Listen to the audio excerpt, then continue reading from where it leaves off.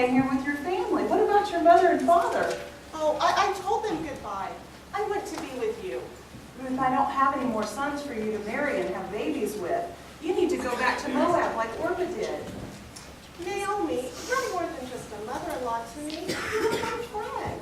I want to go with you. I don't think you know what you're getting involved in. You know what? There are no idols or high places in Israel for you to worship at. Then there's the language barrier. And besides that, a lot of times foreigners are really mistreated by the Jews. I don't care. I'm not going to let you travel alone. You have been such a faithful friend to me. You know, in Moab, you were the only one that stayed with me when my husband died. And you were there with me when both of my sons died as well. Well, Naomi, one of your sons was my husband. You were there for me, too. There's nothing I can do to change your mind? No. Where you go, I will go. And where you stay, I will stay. Your people will be my people, and your God will be my God. Where you die, I will die. And there I'll be buried. May the Lord deal with me ever so severely if anything but death separates you and me. Come then, my friends. Well, where will we live when we get to Israel? In Bethlehem? You soak up my words like a sponge. Yes, Bethlehem was my home, and it'll be our home, too. And this is a good time to go. It's just about time for the barley harvest. Oh, is that good? Well, it means we won't have a hard time finding food. But you don't own any land there. How can we harvest what we have not planted? It's a tradition for the poor people to be able to follow behind the harvesters. The gleaning. Very good. You may just fit in after all. And you certainly are pretty enough. Maybe I can reward your kindness by playing the matchmaker. I don't understand. Oh, look, there's Bethlehem now. And they're just starting the harvest. Oh, should I go join the harvesters in the field? Yes. But not that field, that one. But I don't understand. That field is much larger. But that field belongs to Boaz. He's a distant relative of my husband. When you go, be sure and mention to him who you were married to. Oh, I see Boaz going out in the field now. Let me take your bag. Go, hurry.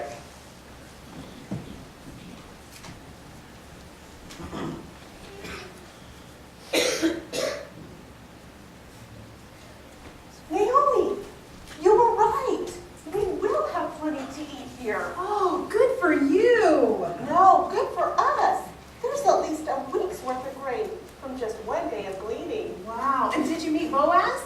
I did, but he didn't treat me like the other gleaners. He called me A Gentile? yes, that's it. I'm assuming that means an outsider. He told me that I didn't need to glean from any other fields, that there would be enough grain from his field for us. I think he likes you. I think I know what a matchmaker is. Whatever do you mean? You went in and talked to Boaz while I was out in the field, didn't you? Me? Yes, you. When we went in at lunch, Boaz already knew about the fact that I'd left my mother and father in Moab and that I traveled here with you. Well, honey, sometimes it doesn't hurt to prime the pump just a little. So, what else happened? Well, when we went out in the field after lunch, I thought maybe the harvesters were being a little careless because they were missing a lot more grain. Like a lot more grain. Then I noticed it was only the harvesters in front of me. I was gleaning a lot more grain than the other gleaners, and I'm no better at it than they are. That's a good sign. He likes you. He really likes you. You think so? I'm just a Gentile. Yes, but you're a pretty Gentile. And you're my friend. And the Lord is blessing you for your faithfulness. Now we close in for the kill. It's just an expression. Here.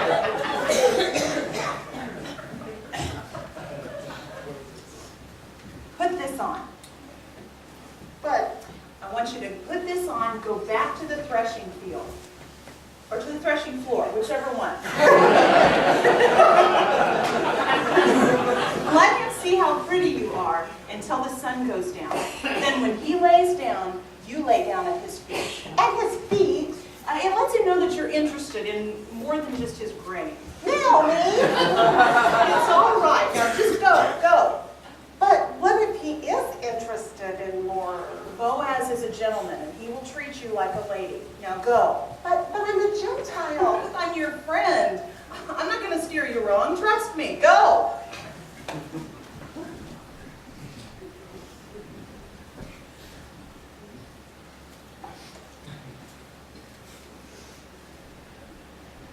Naomi, I'm home. What happened? Nothing. Nothing. Well, nothing that I was expecting. Do you know what would have happened if I would have tried that stuff back home in Moab?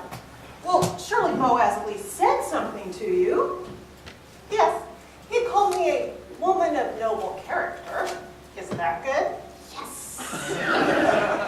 You know, back home, that's what they say about a woman if they think she's ugly. Well, Frank, what is into an ox? I hear a wedding bell. Naomi, do you feel okay?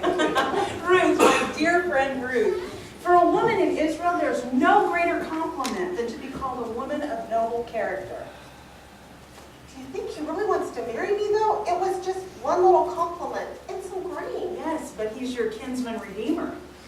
But what? Your kinsman redeemer. Okay. It's a tradition that started a long time ago. When a married man dies and doesn't have any children, it's the responsibility of his relatives to marry the dead man's wife, have children with her, so that his name is carried on for future generations. Okay, let me make sure I understand this tradition. You're saying that if I marry Boaz and we have children, that my children would carry on the name of my first husband? That's exactly what I'm saying. That doesn't seem very fair to Boaz, that our children would inherit all of his money, but they'd carry on the name of another man. Well, I guess a man would have to think a woman was pretty special to do something like that, huh? Do you think so? Do you really think so? I think so, I know so. I'm still a little foggy about some of these customs.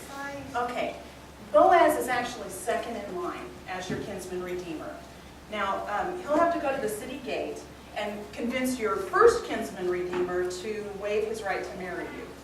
He would do that for me? Well, let me ask you this. Last night, did he cover you with his blanket? Yes.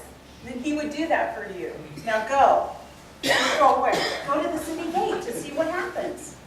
Why don't you go? I'm going to stay here and pray. Pray for what?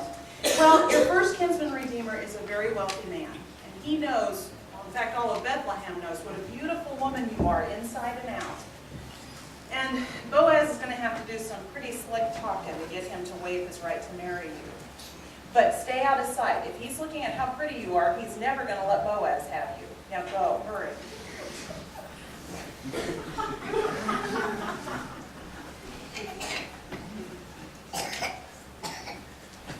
Naomi, I'm home. Well, what happened? I don't know. I didn't hear what they were saying. Well, what did they do? They each took off a sandal and exchanged them. Yes! Is that good? Oh, Ruth, it's very good. Does that mean that Boaz will marry me? Yes, it does. Hold on.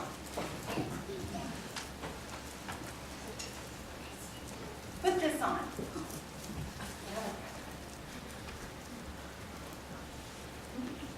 That's another one of your traditions. Actually, this is your wedding veil. And I get the honor of walking you down the aisle and giving your hand in marriage to Boaz. I only wish there was more that I could do for you. Now come on, let's go make your wedding plans. It's fine. Let me